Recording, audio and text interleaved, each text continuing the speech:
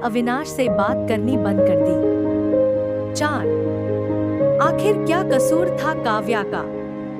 यही कि वह अविनाश से बहुत प्यार करती है। इसी तरह कुछ दिन बीत गए। एक दिन काव्या ने सुलोचना जी से कहा, मां जी, मैं अपने घर जाना चाहती हूँ कुछ दिन के लिए। अगर आप कहें तो आज ही चली जाऊं। कई दिन पहले मौका फोन आया था। कह रही थी, पापा की तबीयत ठीक नहीं है। सुलोचना जी वहां जब भी जाती है 1 सप्ताह से वापस नहीं आती। घर का काम कौन करेगा? तेरे ससुर और मेरा बेटा शाम को थक हार कर घर आएंगे। यहाँ उन्हें खाना भी नसीब नहीं होगा। मुझे तो चक्कर आ रहे हैं। मैं खाना नहीं बना सकती। जाना है तो 1 दिन के लिए चली जा। 5 काव्या मन मार कर 1 दिन के लिए पीहर पहुंच जाती है। वहां पहुंचकर उसे और भी आश्चर्य होता है। भाभी, मम्मी पापा कहाँ गए? काव्या ने घबराकर पूछा। उन दोनों का घर में मन कहाँ लगता है? तीर्थ पर गए हैं, न जाने कब आएंगे। वैसे तुम कितने दिनों के लिए आई हो? क्योंकि मुझे भी अपने पीहर जाना है।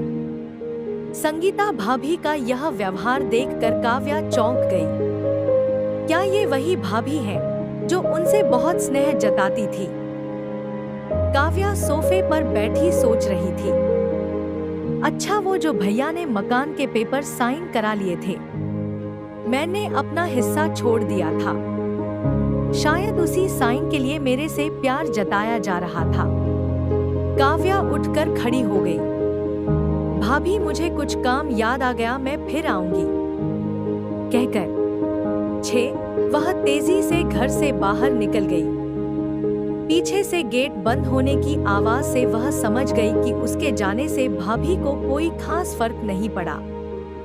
भारी कदमों से चलते हुए वह मंदिर पहुंच गई, क्योंकि शाम से पहले यदि ससुराल जाती तो सुलोचना जी उससे कई सवाल करती।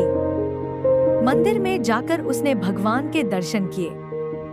बस न कुछ मांगा न कुछ बोला। भगवान के चरणों में शीश नवाकर वह बाहर आकर बैठ गई।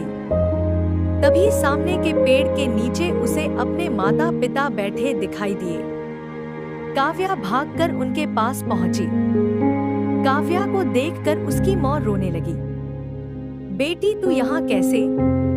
पापा ने पूछा। वो छोड़िए, ये बताइए आप यहाँ कैसे? आप तो तीर्थ यात्रा पर गए।